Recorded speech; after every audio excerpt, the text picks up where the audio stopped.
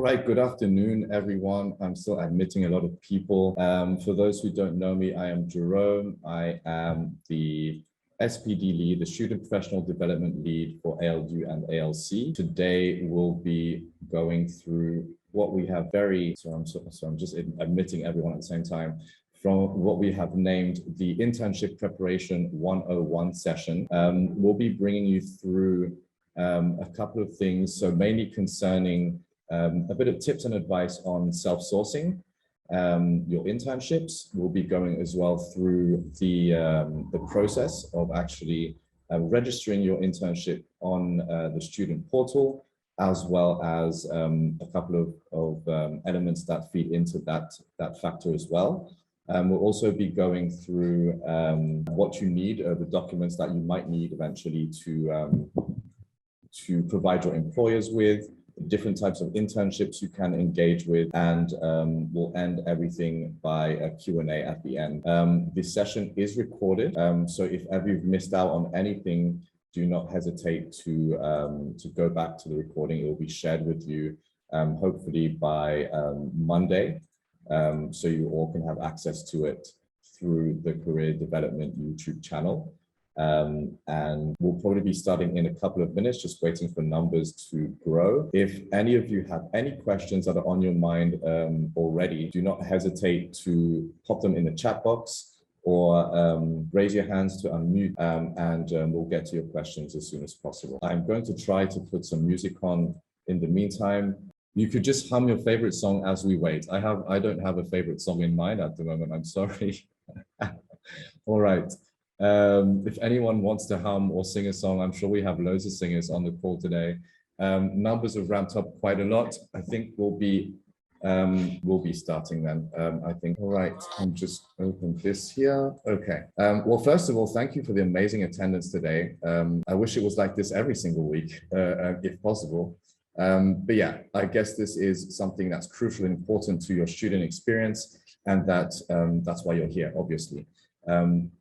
Please pay attention, obviously, ask your questions, drop them in the chat box, raise your hands, and we'll obviously have a Q&A section after the whole presentation that we'll go through, and so we'll be able to answer all your questions in time. All right, let's move through. Welcome to the Internship Preparation 101 session. All right, just on the agenda today, we'll have a little introduction and an icebreaker. We'll go through self-sourcing advice and tips, a couple of the different internship options that you have as year 2 to year 4s, the internship registration process. We have updates from the financial aid team, and we also have Roland, who is an alumni or is an approaching alumni, sharing on his internship experience and the things that he's learned. And obviously we'll have Q&A, debrief, and closing at the end. Small introduction, icebreaker. Obviously this is what I just ran you through. Welcome to all ALU and ALC students on the call. This session is in collaboration with the LEAP team. We work together to put this on foot and get this to you as soon as possible, because obviously you have your May to August internship cycle coming up. I hope most of you are in the process of applying for jobs already. If you are, awesome. If you're not, I think it's high time that you do get to that. And this information in the session will help you run through that whole process, may it be of sourcing your internships, registering your internships, and all those different things that we're going to talk about today. Maybe a few of the objectives for the day is that you can explain and give examples of self-sourcing phases.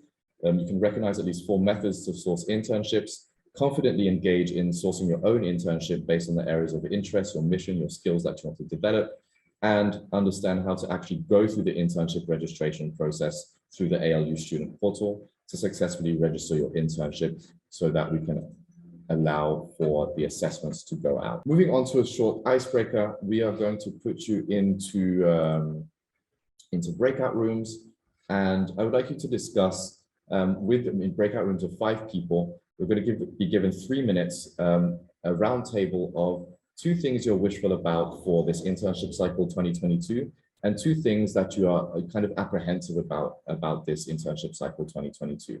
You're going to be given 3 minutes. All right, I'm sending you into your breakout rooms now. If you have any questions, please do let us know. And here we go. 2 things that you're wishful about for the internship cycle, 2 things that you're apprehensive about in the internship cycle. We'll go for 3 minutes. Someone is asking for you to elaborate what apprehend means. Oh, so it's 2 things that you're apprehensive about, 2 things that you're considering as a challenge for this internship cycle 2022. If anyone can unmute and let us know what you discussed in your group, what are the kind of the main things that everyone is wishful about, and what are the main things that everyone is kind of apprehending and you know, as considering as a challenge in your perspective? Can anyone share? Maybe if we have 2 people from 2 different groups to share. Oh, I didn't want to mention mine. I think I just wanted to mention something that stood out. One of our group members said that they're hoping to find someone who, like an employer who's within their age range. And it got me thinking about how I think this new crop of workers want to be in environments that are more flexible, creative, as opposed to just the black and white typical where people are just closed-minded. And I think it wasn't something I was thinking about, but I've considered it now, because you want to be in an environment that challenges you and also makes you feel young, not like you have sacrificed your youth to work and slave for someone else. Yeah. Sure, definitely. I think that's relevant. At the same time, you know, there is an element to being to feeling relatable and to being relatable with your peers and your co-workers and those who are acting as your internship managers. At the same time, don't forget those who are older than you. I'm going to say than us, because I still consider myself to be quite young. Those who are a bit older than us have a lot of experience and have a lot of know-how to share as well. So don't necessarily only focus on, you know, having an internship where you'll be surrounded by people of your age as being the thing that's going to contribute to your internship. Having people who have more experience, more years of experience and experience in various sectors are as important and value added to your internship experience than people who are, you know, around the same age as you, or a couple of years older. So there's lessons to learn from both. And, you know, what you shouldn't, I don't think it would be a good idea to take a decision on going for an internship based solely on that. Obviously, there's other factors to take into consideration as well. So anyone else, so we can move forward, wants to share what they discussed in the breakout room, 2 things that they're wishful about and things that you might consider to be a challenge? Okay, I guess not then. So we'll be moving forward. Hello. Sorry. Yes. Yeah, Omar, go for it. Yes. So in our breakout room, many people are wishful that they got an internship that is related to their career path or their field of education. So we realize that some people, when they go for internship, they actually work in places that are not very related to what they study or what they want to be. So many people are wishful that they got an internship that is related to their career path. Definitely, totally understandable. Totally understandable. Wanjiru, I can see your message. One thing I'm apprehensive about is the amount of rejection emails that you're getting. Part of the game is, you know, receiving those rejections and being able to show yourself as a resilient job searcher or internship searcher, so that you build the emotional intelligence to, you know, push aside the rejections and how you feel pertaining to those rejections, and just, you know, keep on moving forward, keep on applying, keep on, you know, growing and proving that growth through the applications that you are making. 207 people and growing. My God, if this could be like this every single week, I'd be just, you know, so grateful to everyone.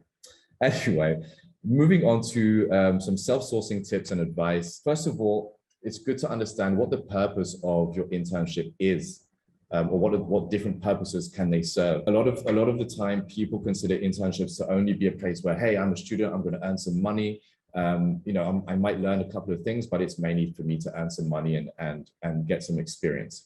But most of all, when students engage in their first internships, and this is the case for most of our year 2 students on the call, which is your first ALU internship, the most important thing is to allow yourself to build and test your character, your resilience, your emotional intelligence, how you take feedback, how you give feedback, how you communicate with your internship manager, your peers, and the other stakeholders you're working with. So it's really an opportunity for you to build your character and build and test your character, to grow in that self-awareness, and also grow the awareness that, okay, you might be having an internship in, company XYZ, and you might realize that working in that company, working in that activity that you thought was good for you, that you would like it, you might realize that you don't like it as much as you thought.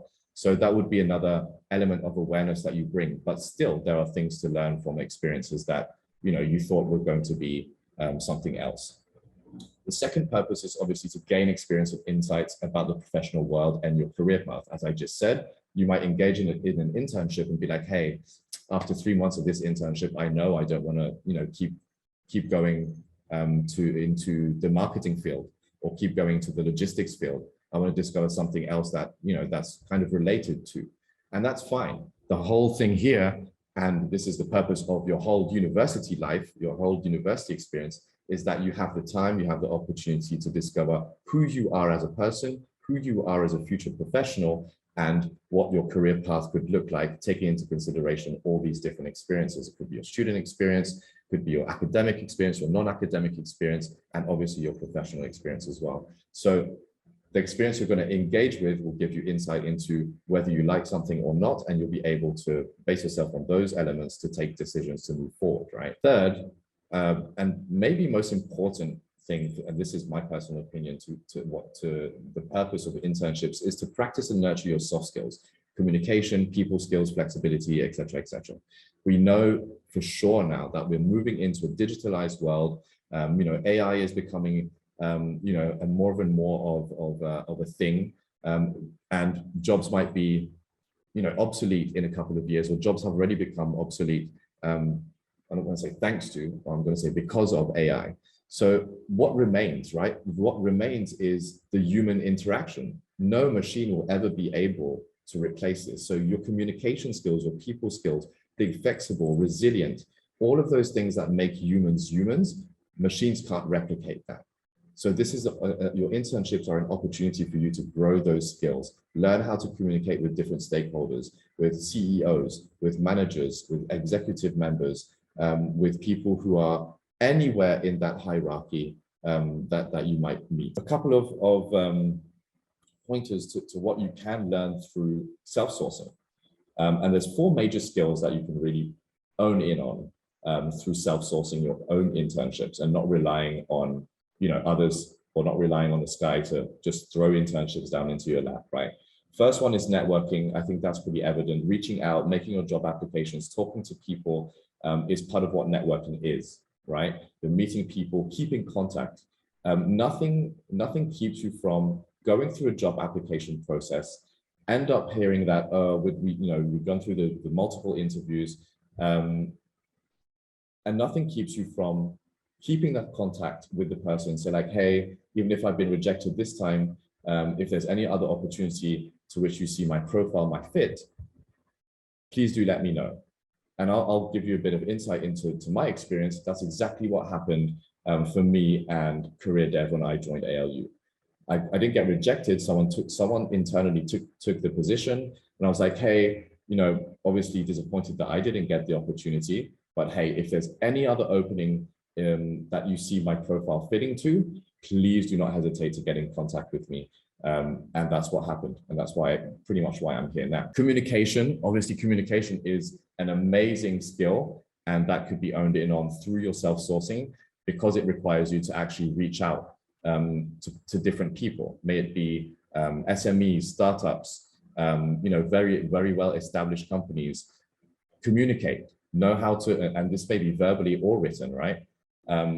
Learn how to communicate, own in on that skill of your email etiquette, or your phone etiquette, or your virtual conference etiquette, and all those different things that contribute to communication. Your listening skills, your active listening skills, your questioning skills, because asking questions is part of communication, as well as listening. So there's that. There's market knowledge, which is what I like to call commercial awareness. So for example, you're moving into the tech industry, applying for a job, going through the first couple of interview calls will provide you with information, not only on the company, but potentially on the actual market that the company is operating in. Could be tech, marketing, logistics, operations, whichever. You'll gain commercial awareness or market knowledge of what the industry or the sector is looking for, and you'll be able to reorient or redirect yourself in a way that says that allows you, to own in on different skills that industry is looking for. Or if it's tech, for example, owning on the different programming languages, or owning on the different trends and upcoming softwares and tools and frameworks that are to be used. And then last but not least is research. And I've been on many calls these past few weeks with quite the amount of students. And I'm going to say this, I'm going to share this to you all, 230, and the numbers are still growing. It's as easy as a Google search, right? Shakila has been through this with me. I've been through this with many other students as well. All you have to do really is boil it down to what your interests are. If you don't know what your interests are, and this is something that a lot of students, I've said to a lot of students as well, is you're going to have to take some time to sit down with yourself, get it out of your mind, put it onto paper, and be like, hey, what do I like? What industry is of interest to me? What activity, what sector is of interest to me, and why? Answer that question. Why do I see myself moving into that? And then research. Get the keywords. Add, remote internships, virtual internships. And I've done this with various students and sent them opportunities on the spot during the call. It's like, hey, I remember a couple of days ago, I was talking about cybersecurity with a student, and it's like, okay, let's be curious, right? Let's be curious. Go onto Google, cybersecurity internships or cybersecurity remote internships. Press enter, and the first couple of links are all most often the most relevant links, but you have pages and pages of results that you can sift through, right? So it's a question of really opening as many as you can, sifting through the job descriptions, the requirements, the qualifications that are needed, and then shortlisting the positions that you actually want to apply to and that are relevant to you. So this is the self-sourcing process. As you see, 4 different steps, which is kind of in line with what we just discussed in terms of the different skills that you can learn. First step is exploration, which is you doing your research or searching. It could be online, it could be through your network, it could be through job boards and career websites that allow you to gain access to not only job descriptions, but company profiles, and see if the culture of such and such company is aligned with what you're expecting to be included in as a work atmosphere or a work environment. That's the first thing. So your first step is to start researching. Launch that search engine, that internal search engine. Talk to people. Like reach out to SPD, reach out to your facilitators, reach out to your family and friend members, reach out to people on LinkedIn. This is how easy exploration and searching is, right? We're in a digital world. We're only a couple of clicks away from people, or a couple of messages away from people. So take that as a really powerful tool to be able to start self-sourcing your own opportunities. The second is contact, so being connected to some companies. And this is obviously concerns your collateral. So your opening email, which would include your cover letter and a resume. What does your online presence look like on LinkedIn, on Facebook, on Instagram, and obviously the interviews, those interactions that you have during your interviews as well are really, really important. Now, I know occasional rejection can cause Omicron and Delta. Thank you, Eric. So yes, the third step is occasional rejection, because that happens. As I said, it's part of the game, right? I mean, you can't expect to apply to 10 jobs and get accepted into 10 jobs, right? Because we're in a very, very competitive market. And what will set you apart is obviously your accomplishments and your achievements, whether it is as a student, whether it is as an intern, or work study intern or full-time intern. Those experiences, those achievements, those accomplishments, as many as you may have, you might still get rejected as well. It's part of the game. So this is something that you have to deal with emotionally, right? It's not easy to get rejected, as it is in personal relationships as well. Girlfriend, boyfriend, friends, family, rejection happens. The only way to move past rejection is to brush it aside, or not brush it aside, take care of it emotionally, take what you can learn from it, and then get up, get better, try harder. That's all there is literally to it. And the fourth step of the self-sourcing process is when you've done going through the selection process, you've done your interviews, now you've got your offer letter, you might not be over the moon about the proposition that was made. You have the space to negotiate, but please don't forget, in space to negotiate as an intern is very limited because you are not in a capacity to unfortunately, not yet in a capacity to go and negotiate a salary. It's a stipend that you're going to be negotiating, right? And given that the employer has no sense of what you can bring to the table as an intern, it's a bit difficult to negotiate sometimes. All right. So please do be wary of that. Please do be mindful of, yes, Nobile, you're right. Boyfriend rejection don't have grader assessments. And thank God for that, right? Or I don't know, maybe fortunately or unfortunately, I don't know. So the negotiations, they may happen, they may not happen. The importance is to learn before you earn. Please keep that in mind. After negotiations, there'll be the contract signing, and after the contract signing, there'll be the onboarding. I'm gonna stop there. Are there any questions pertaining to the last couple of slides that have come in, Shakila? Not pertaining specifically to the slides that you touched on, but the questions were when are we going to start the internship cycle? So the question is, if I understand properly, when are we going to start the internship cycle? Yes, when specifically, like the date and the month. Okay, so this is worrying to me, guys and girls, that the actual invitation that was sent or the announcement on Canvas that was sent out specifically reads May to August internship cycle. So your internships have to have your internships that you'll be sourcing for, they have to happen between May and August. And I'll go a bit more into detail about this moving forward in the registration process. But the internship cycle is from May to August every single academic year for the Teach Out program. Moving on to the different types of internships that we have. What if we get some weeks before the period? You can get it before the period as well, Ahmed. There's absolutely no problem about that. The thing is that there's a registration process to go through to actually register your internship on the ALU student portal, and I'll be going through that in a bit. You can have, normally we would like for you to intern for at least 3 months. So from May to July. But if you have, if it goes above July, if it goes from May to August, it could as well be from May to June, or June to July, or July to or June to August. It's fine. As long as you have at least 2 months, 3 months of internship during your internship cycle. Because obviously if you're interning from May to July, you still have like a couple of weeks left to, chill out, make the most of your holidays, etc., etc. As you're probably aware of, the internships take various forms. So the internships can take various forms. We have 3 forms of internships two forms of internships, and let's say a fallback plan if ever you don't score an internship.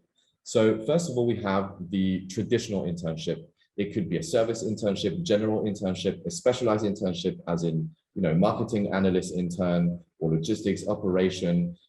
Whichever you want to be specialized in would be a specialized internship. General means normally your internship contract is spans throughout different departments. So if it's in an established company, you'll go through finance, you'll go through HR, you'll go through operation and logistics, you go through all the different departments to learn a bit more about how the company works and what are the what are the activities like a bit more specifically.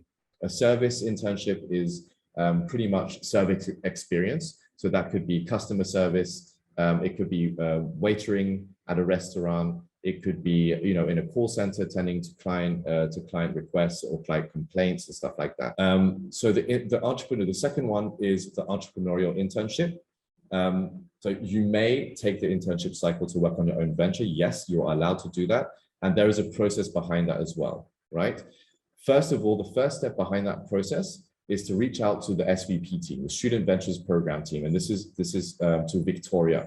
There are specific guidelines for you to register your own venture. And I'll let you reach out to Victoria to actually go through that and register your venture. And I'll give you a bit more information into what that looks like on the student portal when you register your internship. Question from George: can a fellowship program be considered as the internship? If at least it's, yeah, yes, it can, George.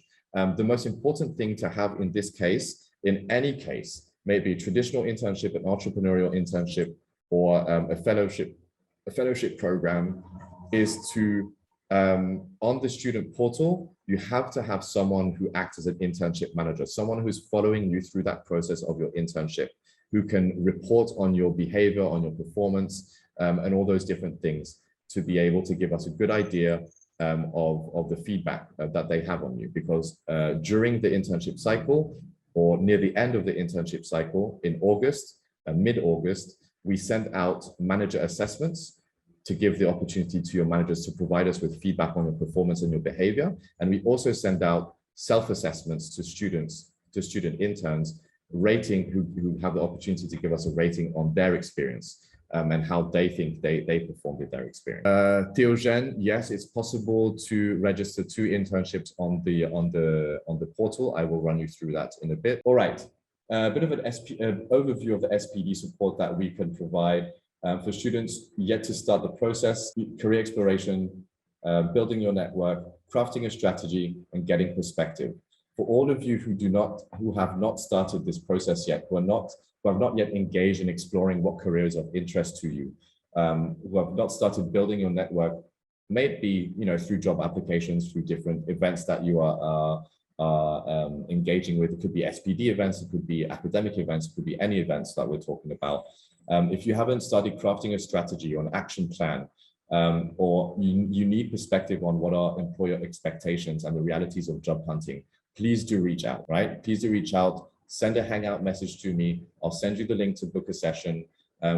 I welcome sessions 4 days over 5, Monday, Wednesday, Thursday, and Friday, and we'll be able to talk about that.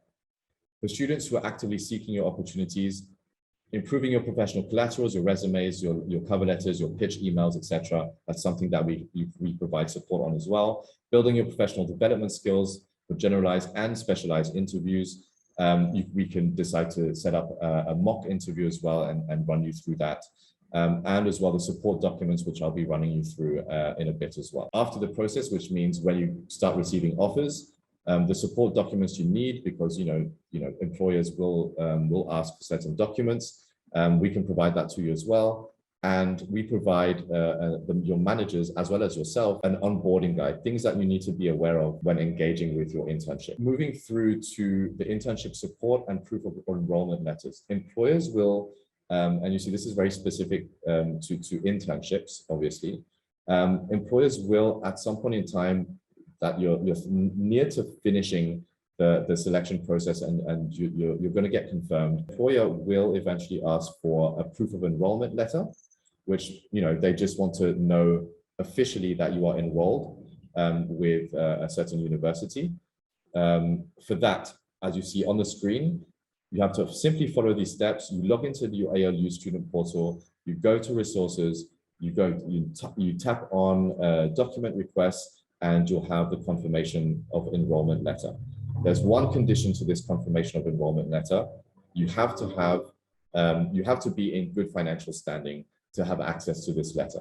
If you do not, you will not have access to this letter because you will be in arrears. For MCF scholars and all the other scholars, you probably are already in good financial, good financial standings because you're sponsored and you are being taken care of. For all fee-paying students, if you are not in a good financial standing, it will be a bit complicated to get a proof of enrollment letter because that would mean you are behind on your fees. The internship support letter is something that everyone engaging in an internship should apply for, even if it's not time already. There's two. There's one for the Rwandan campus, one for the Mauritian campus, and it's a simple Google form that you fill out, and you will be automatically sent an email with your internship support letter, kind of running you through, or running the employer through what are the different expectations of ALU and eventually of the student as well.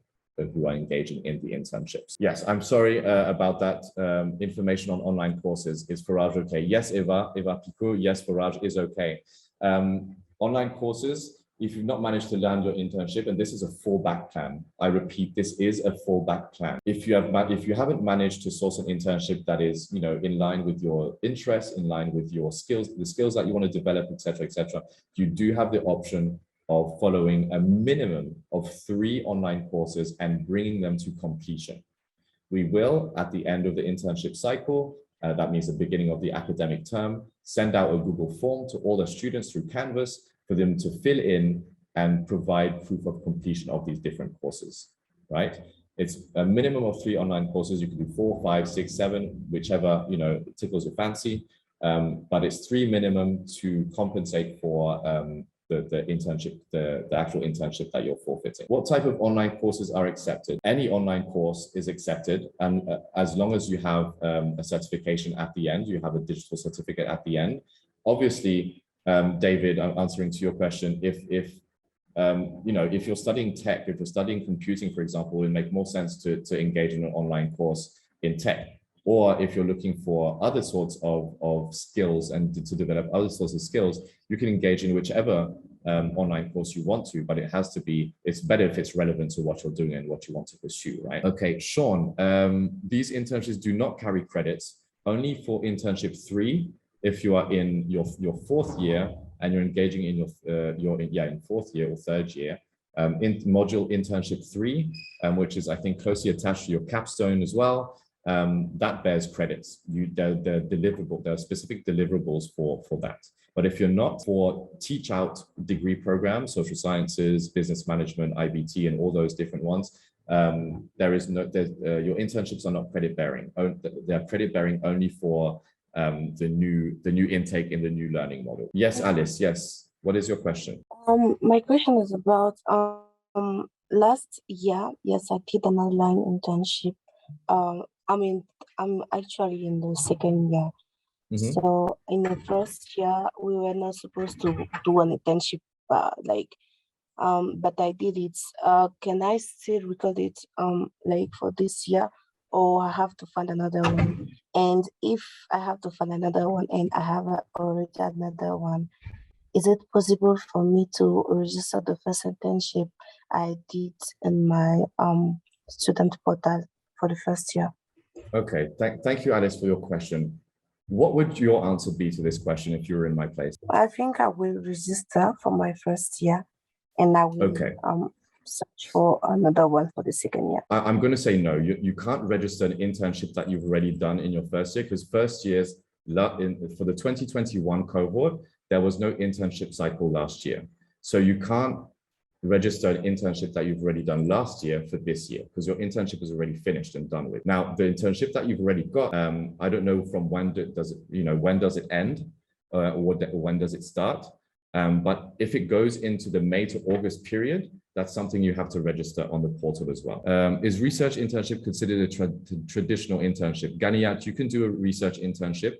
They are not considered as traditional, but you still can do a research internship as long as you have a supervisor that is present who can vouch for your performance and your behavior, and whose details, email address, and name will be registered on the student portal. Are online internships accepted? Elvis, online internships, if you mean remote internships, yes, they are accepted. Once again, you have to have a supervisor or an internship manager who you will register on the student portal, who will be responsible for filling out your assessment. Does taking an online course instead of an internship affect your graduation requirements? 1 year of work experience. Again, Evelyn, the online courses is a fallback plan. The most important thing for you as students pertaining to the ALU USP is for you to gain experience. Like it's kind of counterproductive to come to ALU, benefit from all the learning, and then leave ALU with little to no professional experience, when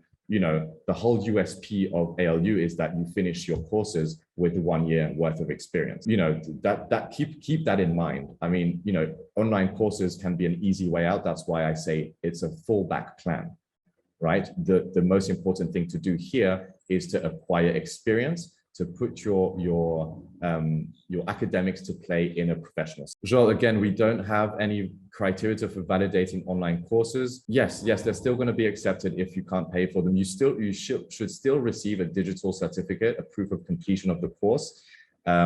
It could be from Coursera, it could be from edX, it could be from the Forage, it can be from any learning platform. The more established it is, the better. It's okay if you don't have the paper form of the certificate. You'll probably receive a digital version, and that's totally fine. Remote internships. What if remote internships are paid? Well, I hope for you that they are paid. Some of them aren't paid because, as I said before, the purpose of internships is not for you to get paid, it's for you to learn. What if you already have an online course completed? Does that mean you only have to do 2? Lisa, I'm going to request some logical thinking here. If you've already done an online course before the internship cycle, that means you still have to do 3 during the internship cycle. Are summer programs considered as internships? Yes, Blessing, they are, as I repeat, as long as you have someone who you report to, your internship manager or a supervisor, who you'll be able to register on the ALU student portal, which I'll be going through in a couple of seconds. Where can we find the internships forms? Harriet, they were sent out on a previous announcement on Canvas, but I'll be sharing these slides at some point in any case. So there's 2 hyperlinks that you'll be able to access to get these forms. Yebsira, I hope I'm not butchering your name, Yebsira Solomon. It was true that ALU was paying for Coursera, but that was only during the pandemic, the first year of the pandemic. You can go to Coursera, but we don't. ALU does not pay for your fees on Coursera anymore. Where can we access the internship support letters? I've already answered that. The internship support letters are on your emails. Early Feb, check the date. Thank you, Nobile. Theogen, for year 3s and above, how best do you help them source an internship since they are highly recommended to have one? Theogen, I'm going to have a bit of difficulty here because we don't help you source. We give you the tools, we give you the advice so you can source internships for yourself. We're not going to give you internships. We're not going to source internships because we are preparing you to enter the world of work. Right? And no one's going to do this for you moving forward. You are going to go through your own process. You are going to source your own job opportunities. So we're getting you ready already for that. But if you need help and guidance and support, the SPD team is obviously here. Book in a session with us anytime and we'll be happy to provide the support. Millicent, that will have to be discussed directly with the SVP team for entrepreneurial internships. Are there any funding opportunities? That the SVP team has access to a lot of competitions and tournaments where seed funding and funding are prizes. So I think the SVP team will be best positioned to answer that question. Do you record the internship on your portal when you confirm it or after you've started? Khalid, very important question. As soon as you score your internship, you have to register it on the student portal. You can also register it when you're in the process, when you're applying, et cetera, and then come back to edit it if you have been rejected or if you have scored the internship. But as soon as you have a scored internship, it is confirmed that you're doing your internship from May to August, or maybe starting before, but going into that period, it should be registered on the student portal. Claudia, I can see, so if you did have an internship before the assigned period for the internship cycle, it doesn't count. Guys and girls, once again, it's called an internship cycle because we expect you to do an internship in that cycle, in that period of time. From May to August, you have to have, you are required or requested to do an internship, right? If you've done an internship from January to March, that doesn't apply to this internship cycle. Your internship cycle is May to August, and we expect you to have your internship. It could start before, that's okay if it starts in March, April, but as long as it goes through it goes into the May to August period, that's also fine as well. But you can't register an internship that you did last year or you did 4 months ago and pass that as an internship that you did. Larissa, thank you for sharing that with us, with the other students. More details about students who want to submit their venture. A quick recap on the process. Please reach out to the Student Ventures program, to Victoria, and she will definitely explain the process that students have to go through to register your venture. Lisa, the ALU student portal should be something that you were aware of since you started your studies last year. That's kind of worrying that you're not aware of how to actually access the ALU student portal. Okay, Nobile, good question. What happens if you get fired or quit mid-term of an internship? That's something that could happen.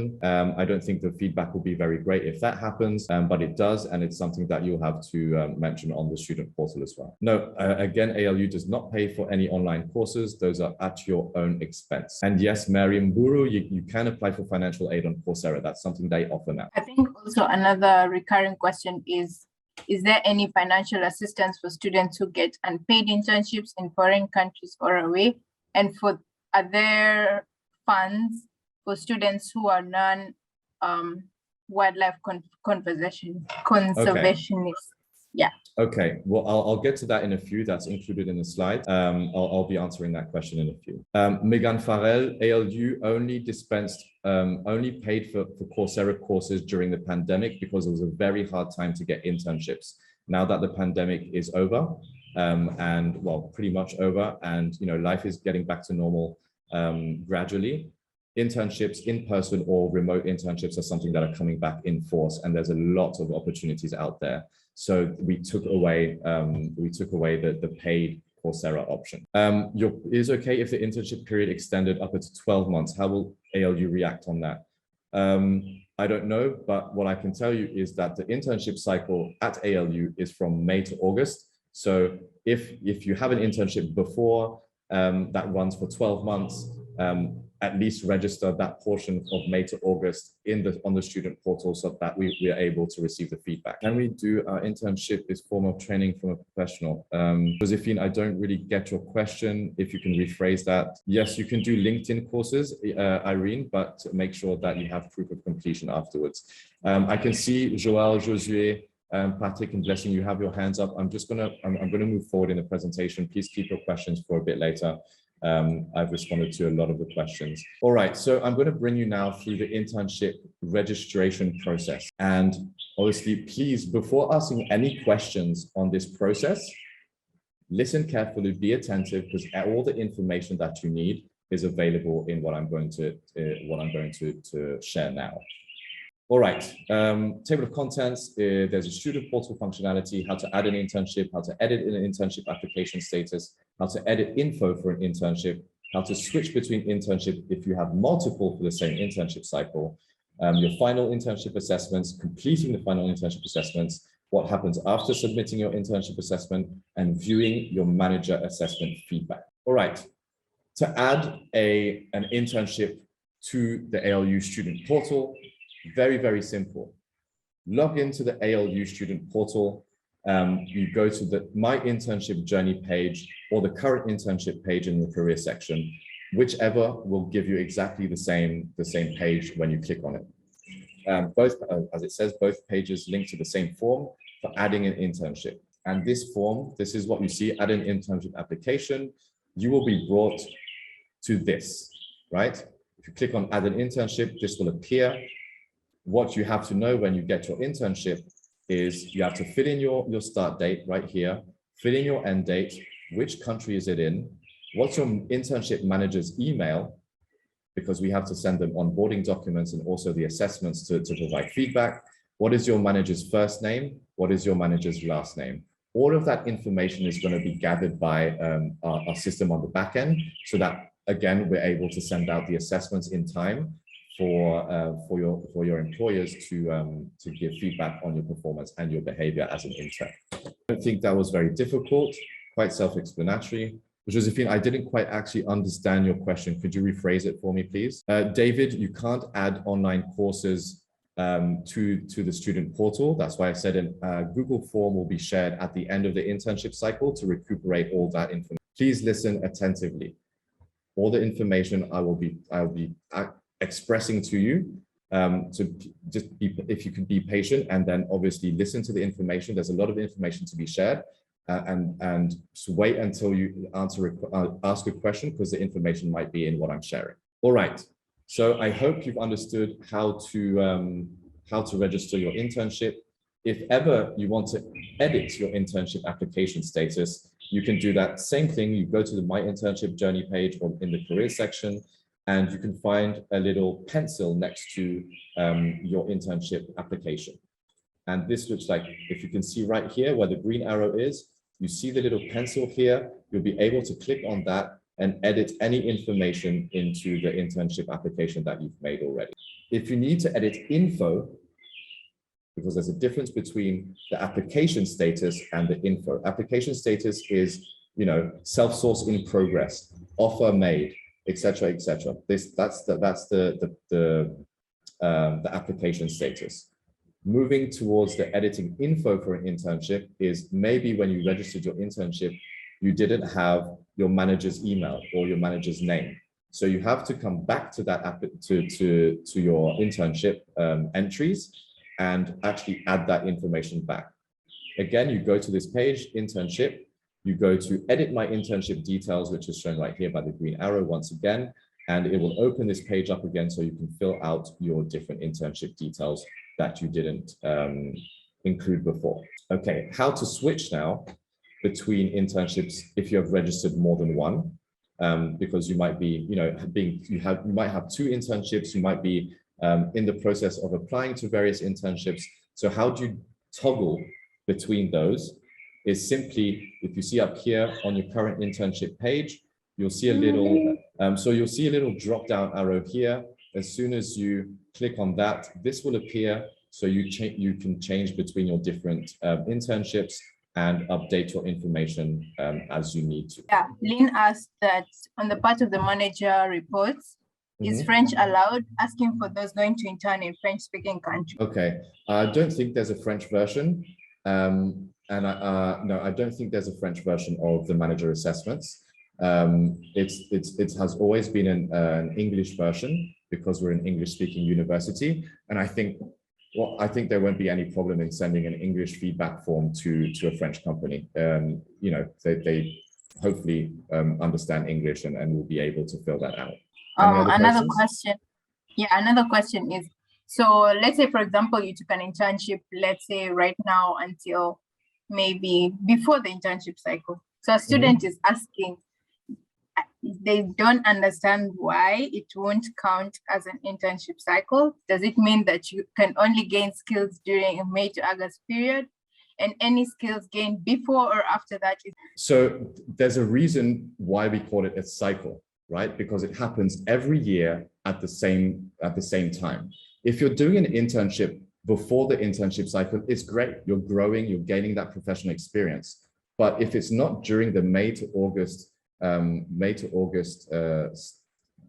period or that time frame, if it's already done, like let's say you've done an internship from January to April, your internship is finished by the time we come to August. How are we going to get back in contact with your internship manager to receive feedback 4 months afterwards, right? The most important thing here is if you get an internship, at any point in time, in the year, it's great, go for it, right? And obviously make sure you can balance your academic responsibilities, but go for it. You have the opportunity to grow, to learn new skills, to upskill in the skills that you already have. It's fine. But the internship cycle is from May to August every single year. There's a solid process behind what we call the internship cycle, which is registering your internship with the manager, with your internship manager details, the dates of your employment, the email, so that we, in time when you finish that internship, may it be mid-June, mid-July, or end of August, whichever date during that period of time, we can send out the manager assessments to receive feedback on your performance, your general performance, and you actually receive that feedback as well. I'm not saying that obviously it's not relevant if it's before the internship cycle, but full-time internships are kind of required for you to do during the May to August term, because ideally, or most of the time, you don't have any modules, you don't have any units to complete in that period. Those are specifically kept for internships. Another question is, can people register for a job as an internship? Let's say, for example, you have a job during that time.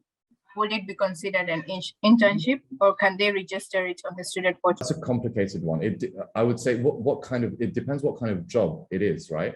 I mean, if we're talking about something that's not related at all to your degree program or to the career path that you want to engage with, that shouldn't be registered on the portal. If you're doing like a casual job, I don't know, it could be anywhere, but just a casual job, just to earn some money and to get by, that shouldn't count as your internship. That's just a casual job to earn some money.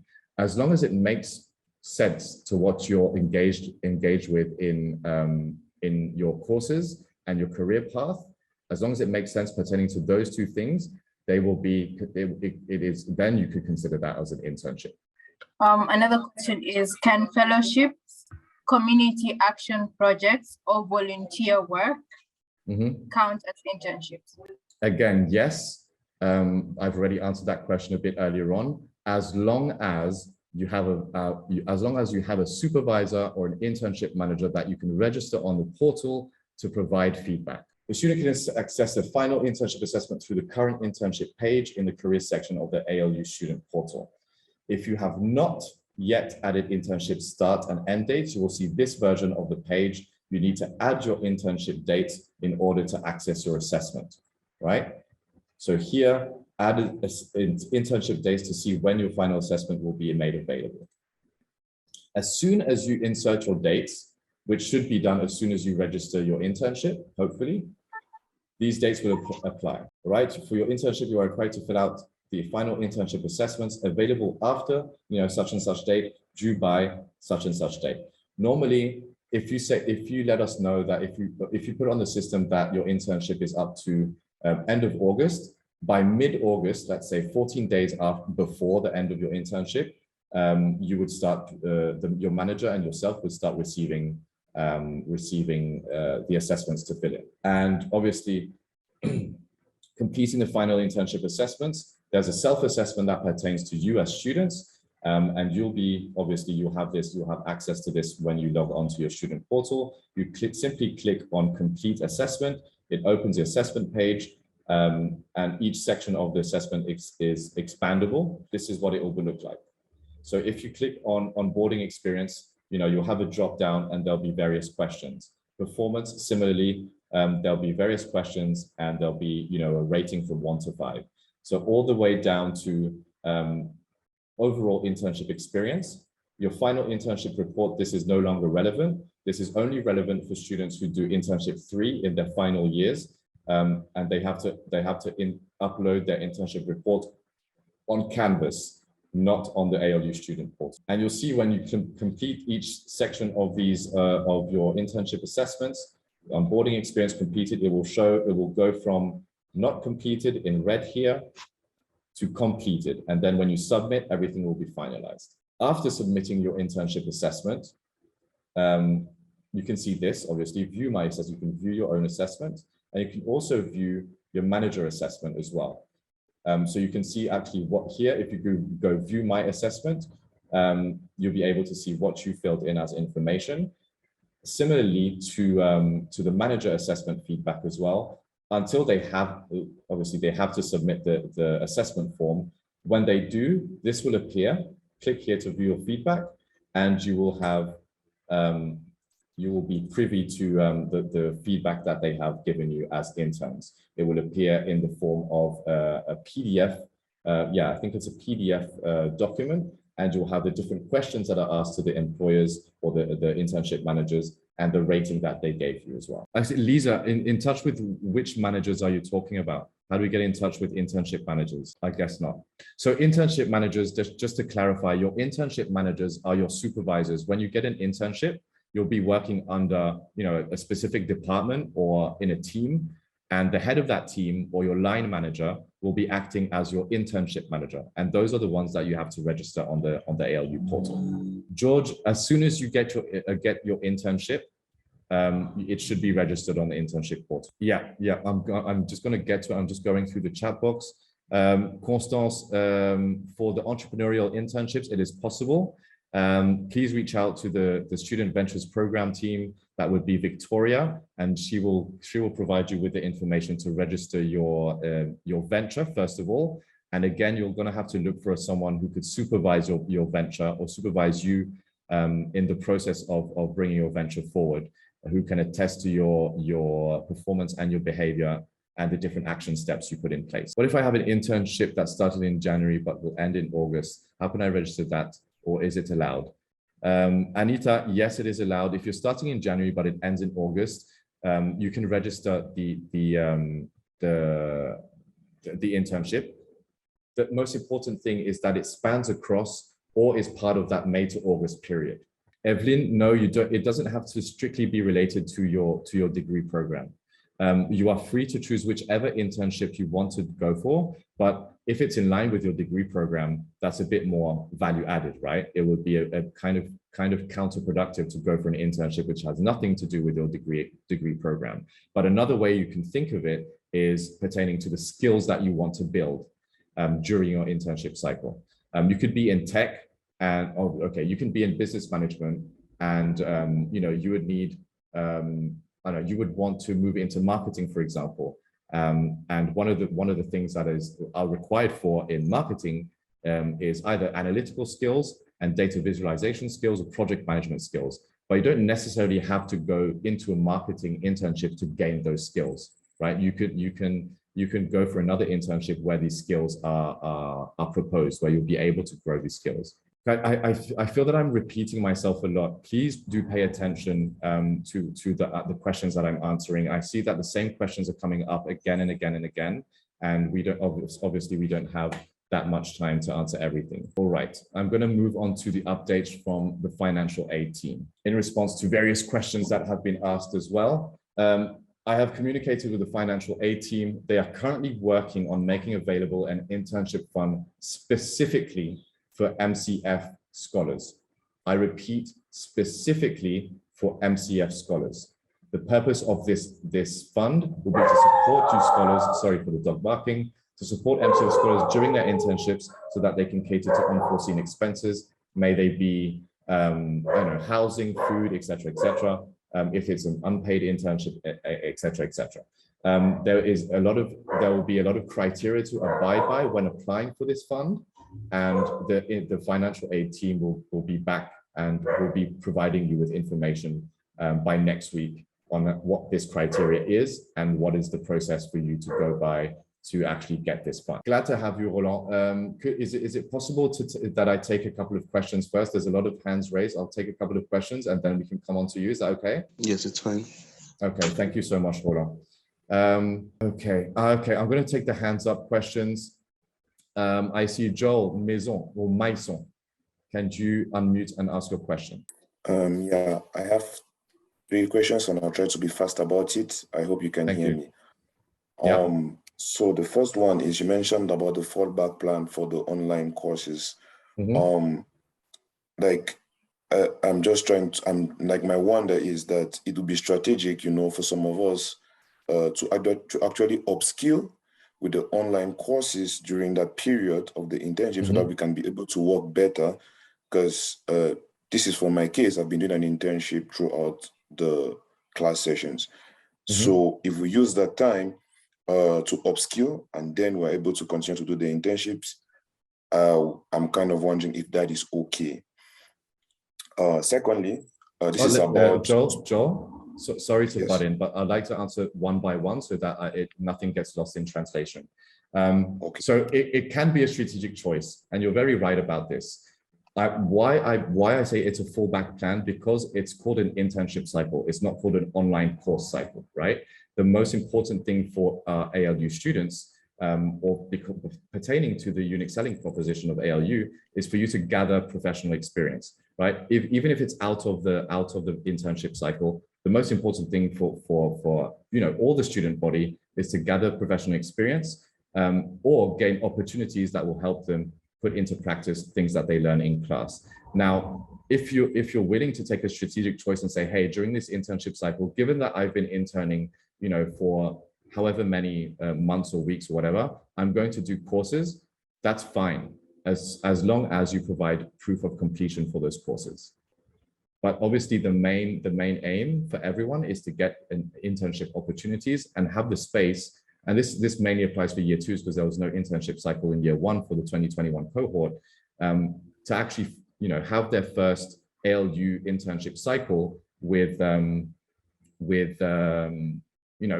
opportunity. So they have the opportunity, to apply the leadership core knowledge and the knowledge from their first year of their actual degree program into an internship or into an opportunity.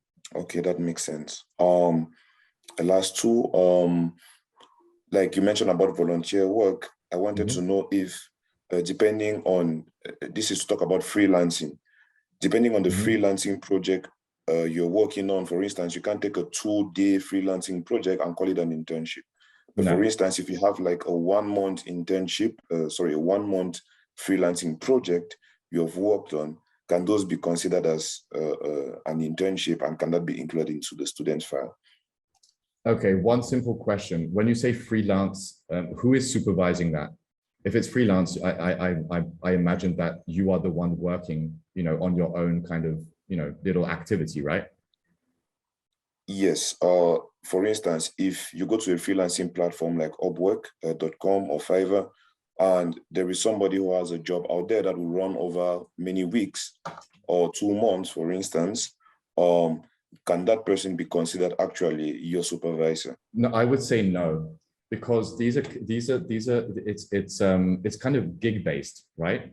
Someone needs a copywriter or an editor or a translator, and they go on Fiverr and they can find one. There's not necessarily someone who can supervise your performance and your behavior when you're doing that work. That's more of a means to an end to maybe earn a bit of money and to put your skills into practice so that you as an individual earn some money and experience, but it won't be considered as an internship. Okay, that makes sense. And then last, there's a fund that has been mentioned for the MFC scholars.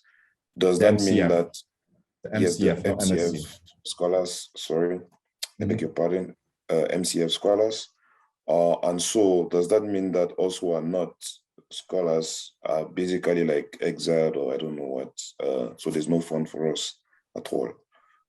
Okay, I was just relaying. So the financial aid team will be much more appropriate to approach to answer this question. I was relayed the information by the financial aid team that they're currently working on an internship fund specifically for MCF scholars. I don't know if anything else will be provided for the other scholars or fee-paying students.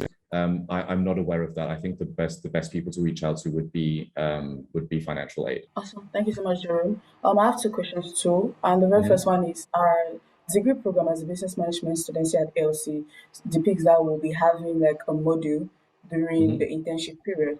And so how do we tend to manage that with respect to the differences in time zones? And probably at that time, some of us might even be at the office working and may not be able to attend the classes. Okay, that's a very specific question. I think there's an, if I'm not mistaken, registrar was working on providing those options. If you're going to do the module, and you can do the module and an internship, or you can do only the internship. It depends what you have on your academic progression plan. I would say that I can't answer that question. If you want to engage in an internship and you still have a module to complete during that time, I won't be able to answer your question. It's similar to if you have a work study position at ALU or ALC and you're smack in the middle of your academic year, how do you manage that? It's all a question, even if it's different time zones, et cetera, there's, specific communications have to go through to the employer. Say, hey, I have I'm still studying, I have a unit this semester. So, these are my availabilities for meetings. This is when I have class, et cetera, et cetera. This is a question of communication and panning out with your internship manager or your employer. Awesome. Okay, for the next question, I mean to understand that we can carry out 2 internships during that cycle. And if yes, can the form be edited, the internship support form be edited to allow us to be able to put the start and end date on the form? Because as at now, No. the form has just an option for us to put just the start date, and according to the form, we are supposed to end in August. Like no matter when you start, it ends in August. Yeah, So no, if it- the internship forms are not editable because it only stipulates the May to August internship cycle as a whole. Now, if you have, for example, you get an internship from May to June, so beginning of May to end of June, which is 2 months, right? That's fine. If you get another one from let's say beginning of July to end of August, that's fine as well. You can provide the same letter to them because it's still in that time frame. Yes, I hope you hear me. So I have one ask and two question. The ask is just kindly ask you to share the presentation with us after the call. Yeah. And the first question is it's a yes no question just for the sake of time. So I will give you a scenario and I hope you tell me if that's okay or not and what is the procedures in that case. So I have a quantity or someone I know who has a medium-sized company in my home country, and I will be working in the sales department of that small or medium company. But the issue that he, as the sales manager, he is not good at English, and I may be guiding him or helping him in the communication part between you and him. Is that okay or not? Yeah, that's completely fine. If the internship manager needs help, we are obviously the SPD team is here to help first of all.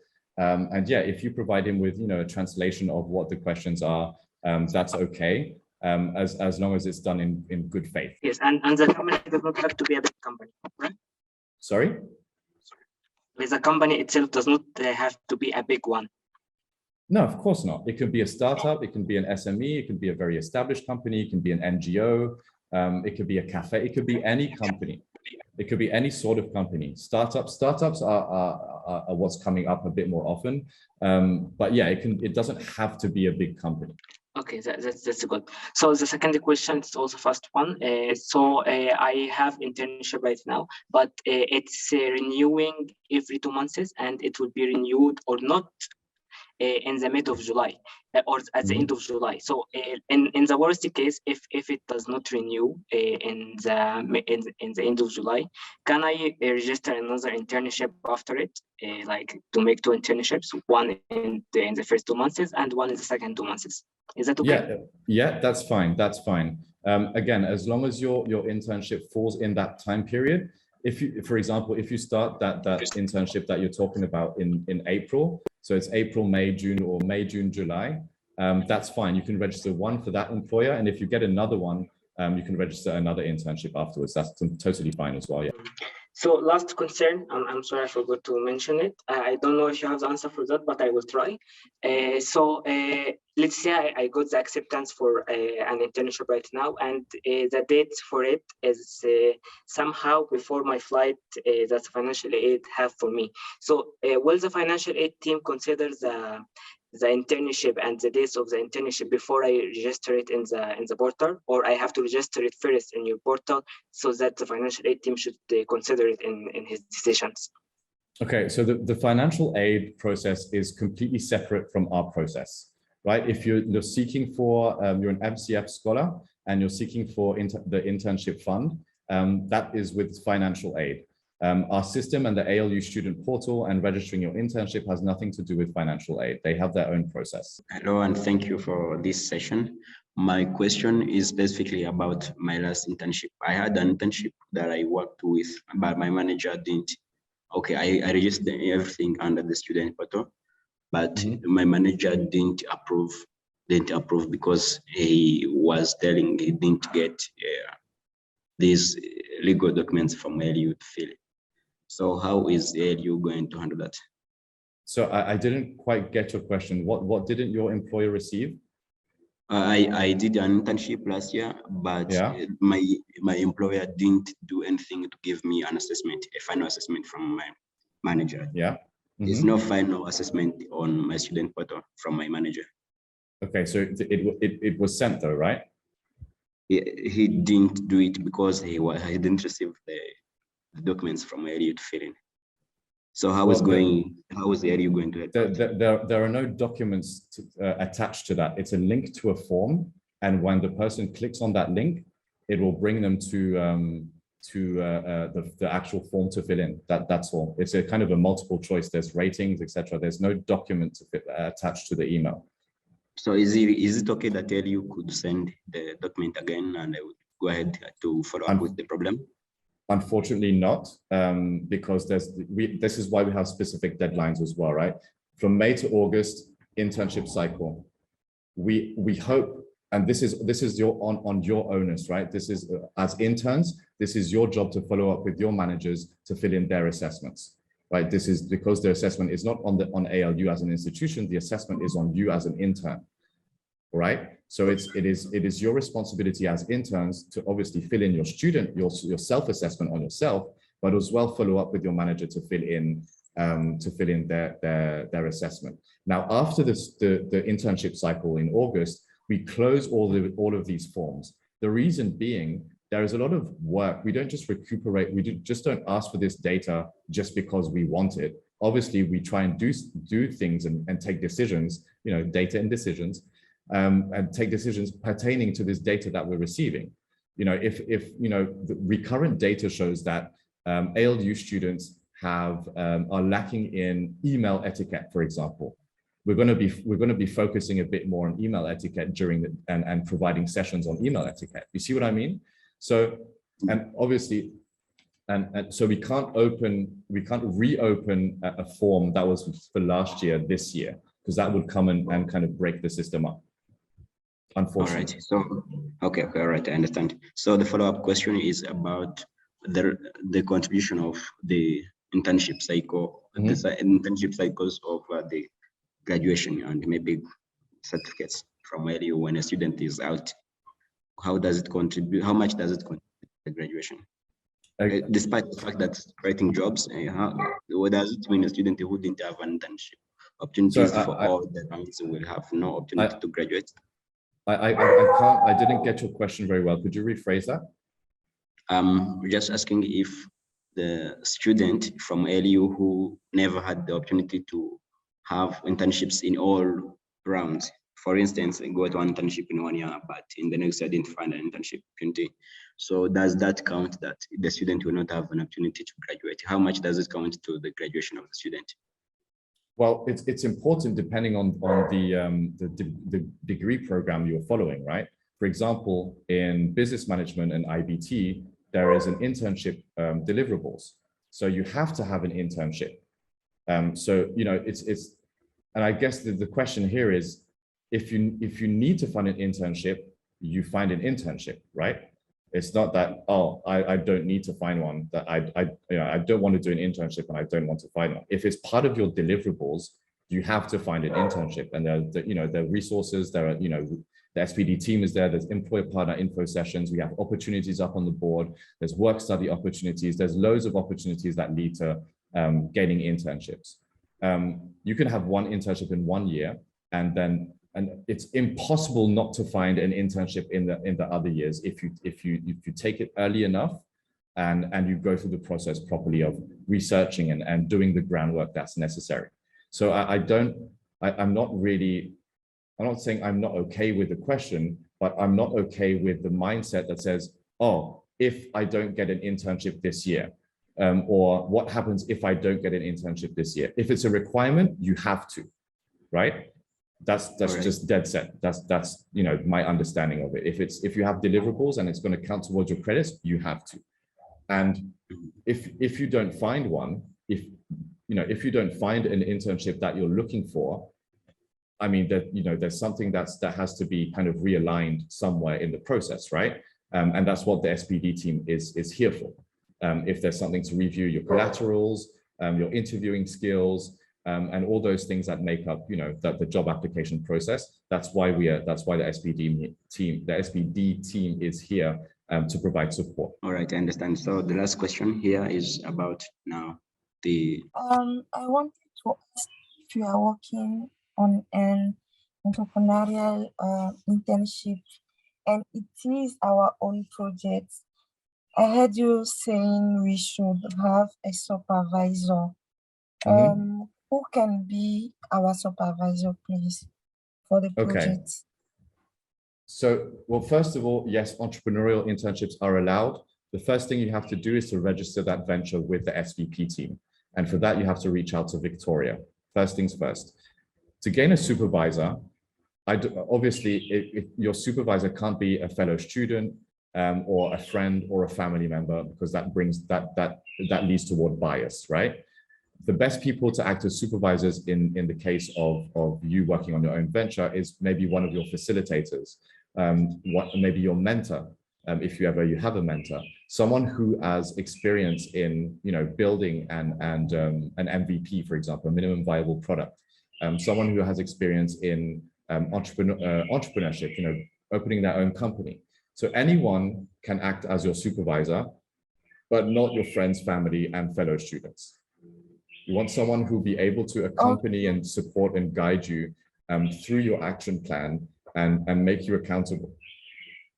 So someone from the School of Wildlife Conservation can be a supervisor? Yeah, they can. Someone from ALU, someone from ALC, someone from ALUSB, someone from SOWC. Your facilitators, anyone can act as a supervisor, apart from family, friends, and peers. All right, thank you. No worries, Constance, pleasure. Juliette, and this will be the last question.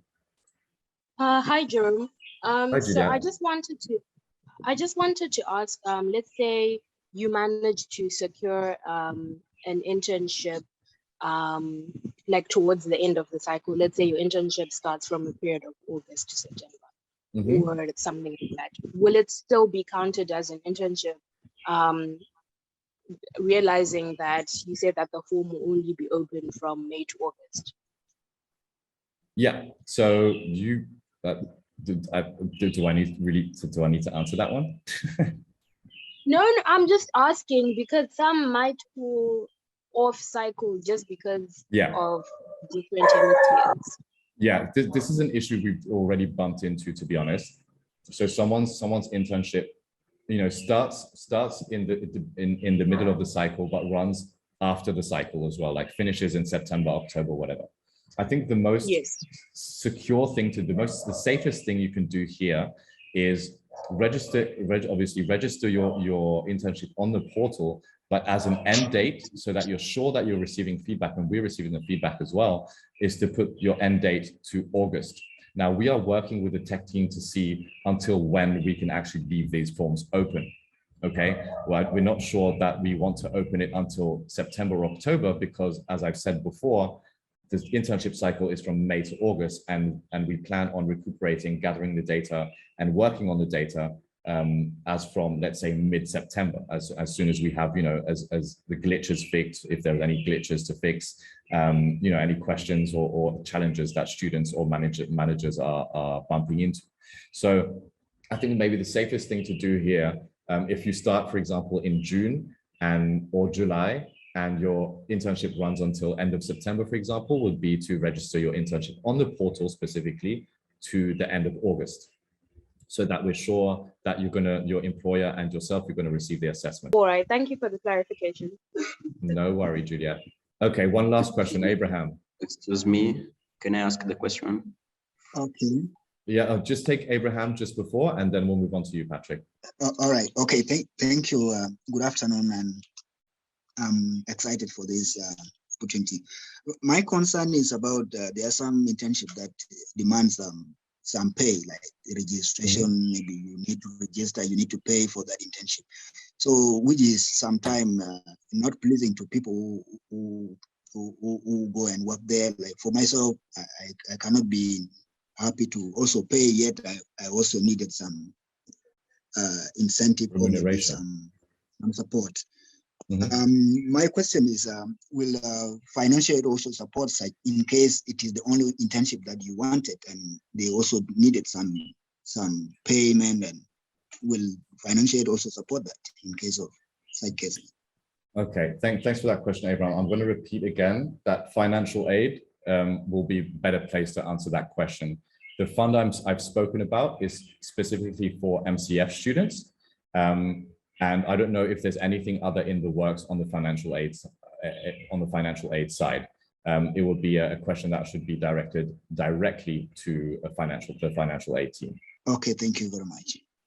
No worries. Thank you, Abraham. Patrick, last question. So looking at the final internship year cycle in year 3, for instance, working on the mission projects and the final internships being in line with the global challenges that we're working on. Is it a must for the final students to source these internships? What if there's no opportunity for an internship that is in line with these specific internships? For example, sourcing an internship that is in line with maybe education sector, and so there's no opportunity for this. How can I go about it? And I have found another internship. Does that count as a no? Well, Patrick, there's something, and this is a mindset problem, right? This is an issue. What ifs? I mean, if your the chosen global challenge that you have chosen is education, and you know that it would be value added for you to actually get an internship in the education sector, you know, that's what you do, and you start the process early and you go through it. I think it's kind of a recipe for disaster or a recipe for failure, going to ask yourself, what if there's no internships in the education sector? There'll always be internships in the education sector. There's always internships at ALU or ALC, and we're in the education sector.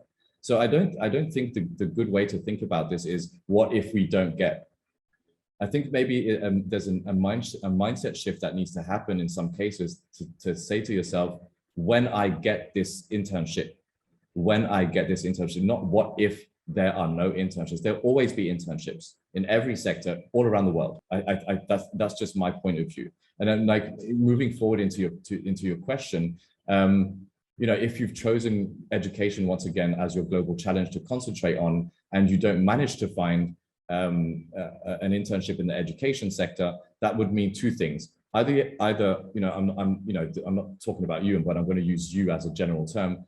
It's either two options. Either you haven't, you know, done enough to actually source an internship in the education sector, or you haven't done enough to actually source an internship in the education sector.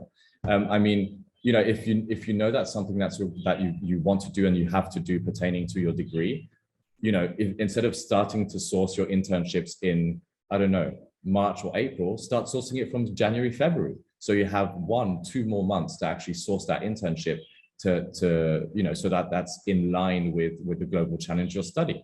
I think, you know, it's a try not to waste your energy, your mind space on saying, what if this doesn't happen? What if this doesn't happen? You know, and this is how you build resilience as well. Focus a bit more on how you can make it happen and what you need to do to make things happen. Because, you know, concentrating on the what ifs, you know, I can have 10,000 what ifs and nothing ever is going to happen if I consider only those, right? So concentrate, shift the mindset to how should I get this intern? What do I need to do to get the internship that I need to get or that I want to get? All right, it's clear. Thank you very much. No worries, Patrick. So yes, we have Roland. Roland, I'm so sorry if you're still there. Are you still around, Roland? Yes, I'm still around. Okay, awesome. Thank you for remaining on the call. Would you be able to put your camera on? My internet is disturbing a bit. I think I'll just stay like this. Okay, great.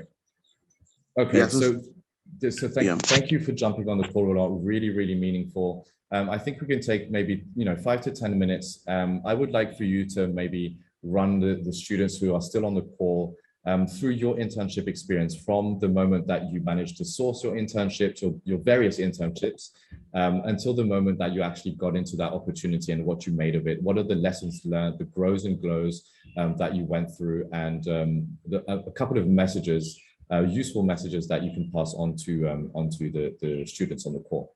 Okay, thank you very much for this opportunity. I think, like most of the students that are on the call, in the first year you're still wondering, like, you don't have any experience. You know, you coming from high school, you've really not done anything before. So there's that bit of, okay, how am I going to approach applying for internships? I was also in such a situation before. I think what really helped me was firstly, you know, speaking with the career dev team and, you know, getting a way of putting just very small experiences that I've had from high school. It wasn't really something big, but just finding a way of putting just those very small experiences that you had from high school. And then, you see, we also did see in leadership core, you've done like projects. So you're taking advantage of those projects that you did with clients, you know, to highlight some things on your resume. I think how I was able to secure an internship in the first year was actually reached out to students in the second year because they have interned before. So I was able to get an idea of the kind of places they interned at.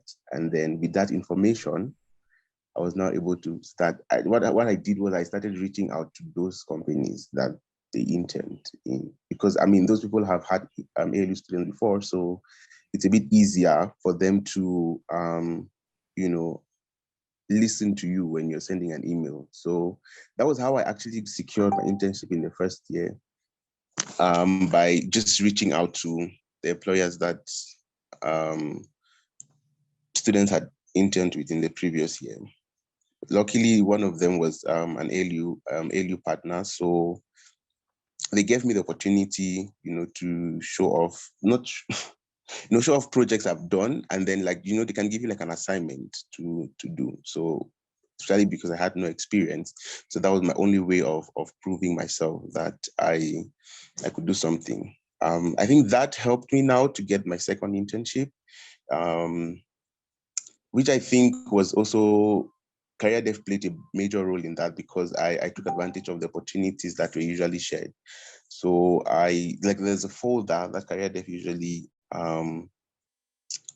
put opportunities in. So I think that's another thing that students usually, most of my classmates did not really take full advantage of. So I know of classmates who literally could apply for almost every opportunity that was put in that folder. You know, like literally every time you will see their resumes in like every single folder for a position. It did not really matter whether it was something related to what you were doing in school, or, I mean, people are just that desperate to have internships. So that was how I got the second one in my second year. And then in the third year, I think it was still through career dev.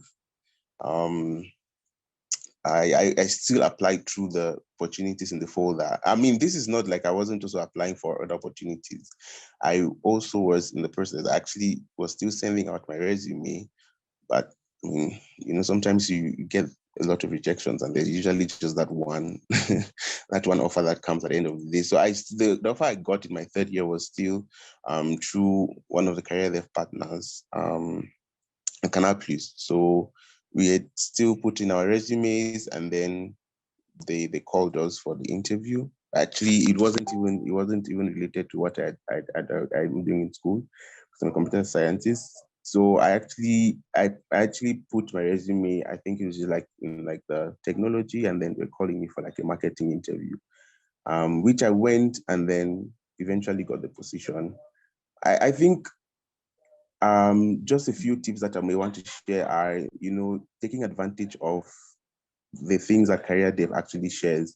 That's what I found to be really helpful for me in terms of just even signing up for one-on-one sessions. That's one thing that I think people usually don't take advantage of. I know I had to do a couple of one-on-one interview prep sessions before some of my interviews that I did, which was really very beneficial to me. And that's one thing that I think people do not take advantage of. And then the second thing is not also, in as much as we also have, you know, like the goals that we want to achieve, or particular career paths that we want to get into. Sometimes when you put your mind only on one opportunity, like for instance, you're a computer science student, and then you're only focusing on getting a software engineering internship, there are other many opportunities that you may lose out, you know, by just wanting a tech internship only, you know. So sometimes you may want to also explore other opportunities. You may not necessarily be building.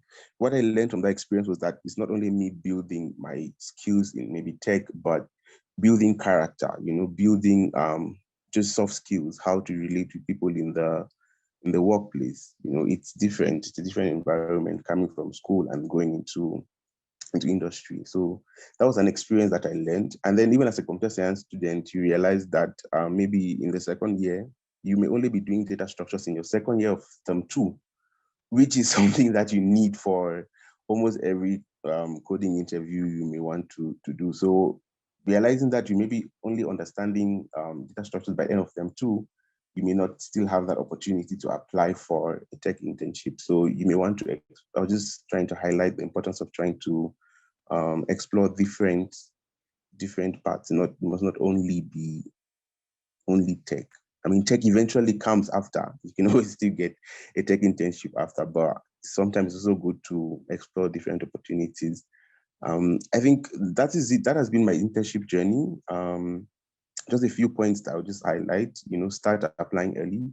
If you've not started applying, you can start now, because most times, especially for like standard internship opportunities, they usually have timelines, right? If it's not just the one that you're reaching out to an employee, there's usually timelines, and most times you may even open just like in September, and then you have to follow a whole process. So, but I think if you're on the session now, you can just start immediately. Applying early, because I mean, you're also preparing to get maybe a lot of rejection emails, and sometimes it may just be one offer in like 10 to 20 to 30 emails or internship applications that you're going to do. And then secondly, I would say, taking advantage of every opportunity that Career Dev shares. We tend to neglect them sometimes, but that is how some people have landed internships, right? So just taking advantage of every opportunity that you see.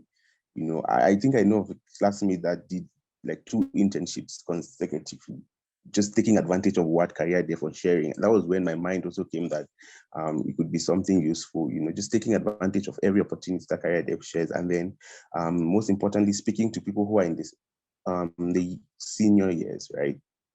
They're the ones who have gone through the process before. They can easily advise you on what.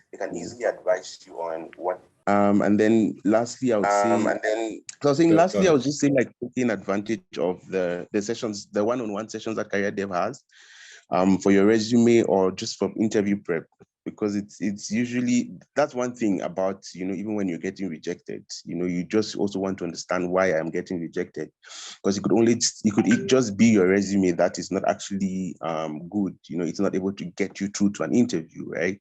So you want to also understand, okay, why am I getting rejected every time? They don't even call me for an interview. Or you're getting to an interview and then every time you get rejected at the level of the interview. So you want to understand the places where you need to put in more effort, in order to do better in either of the processes. I think those are like the major takeaways from me. If probably have any question in terms of how my journey has been, I think I'm ready to answer them too as well. Thank you so much, Roland, for bringing our current students through that. I think it's really important as well that you highlighted the fact that rejection as well is a thing. It's just something that eventually you have to get over and understand what went wrong in the process, so you're able to identify that and move forward with that feedback. Something else that I wanted to go across on the point of rejections is that, again, it forms part of the game, right? You can't expect, unfortunately, to apply to 10 jobs and get an acceptance for an interview for all 10 of them.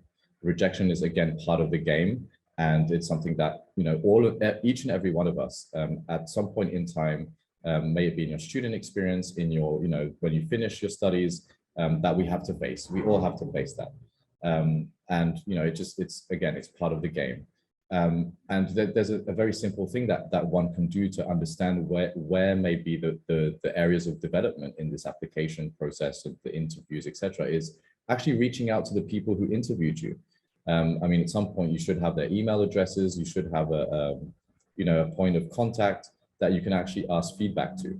Now, some employers don't provide that individual feedback because that's their policy.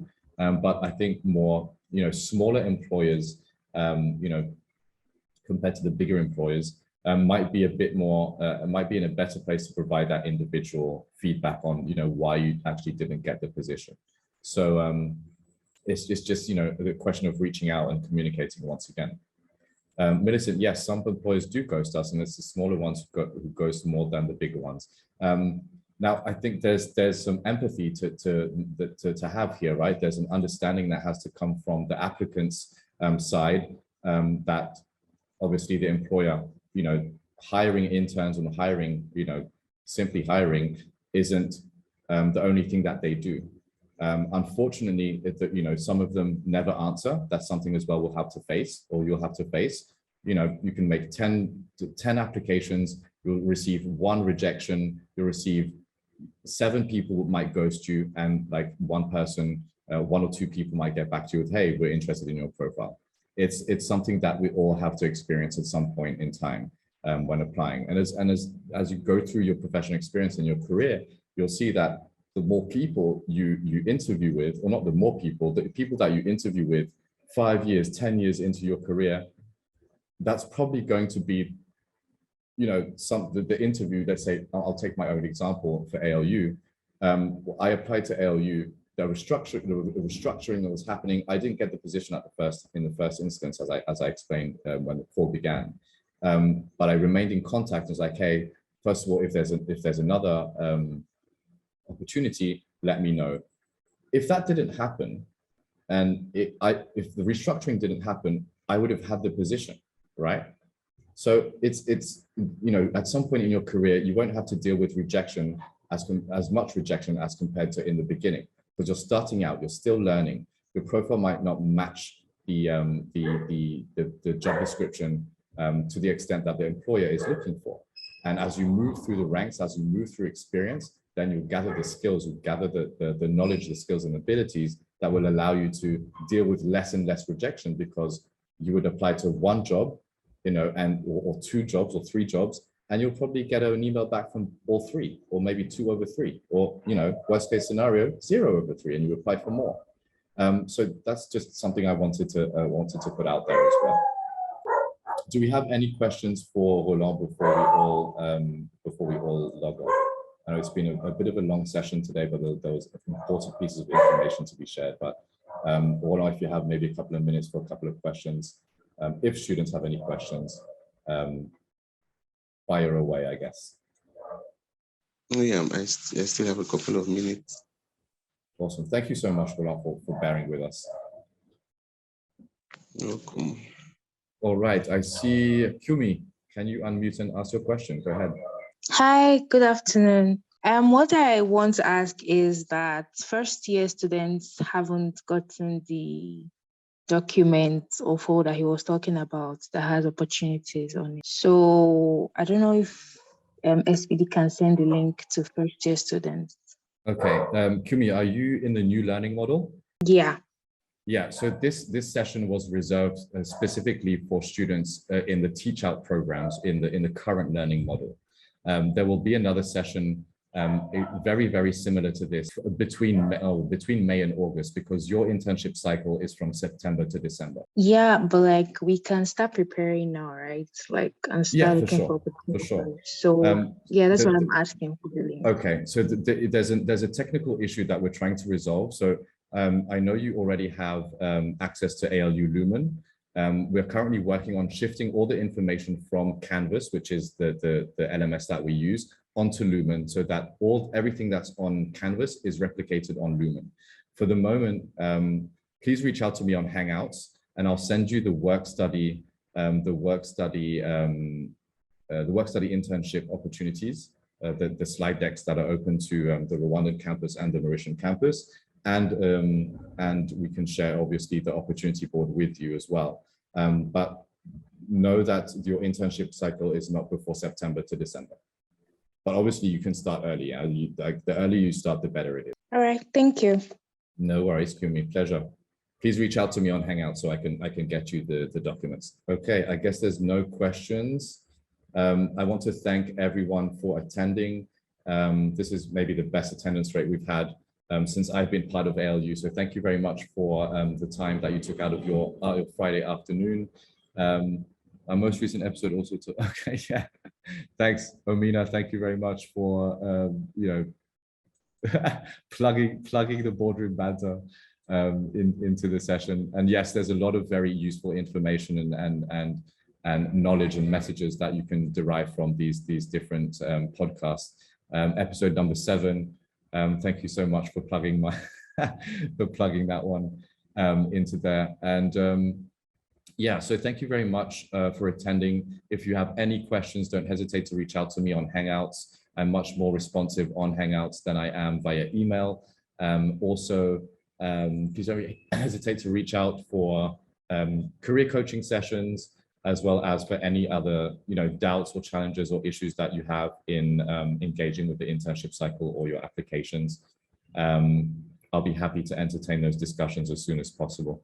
In the meantime, do get to applying. I'll be sharing the documents, or the team will be sharing the documents, the slides, and the recording by Monday. We'll make that happen with a massive promise. Thank you everyone for making the time, and I hope you have an amazing weekend ahead. Kick back, relax, and obviously if you have some responsibilities to fill in, don't forget those too. Thank you everyone, have a nice weekend.